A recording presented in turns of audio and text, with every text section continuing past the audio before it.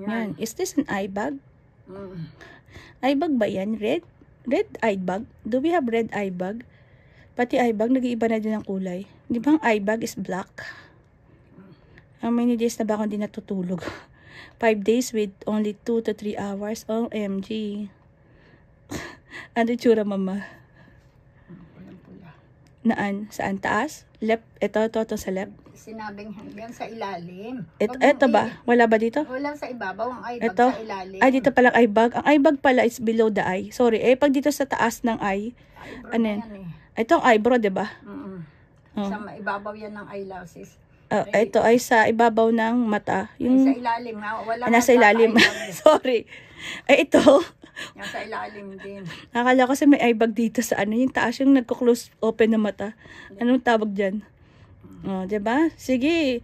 Work pa more without sleeping. At least red eye bag.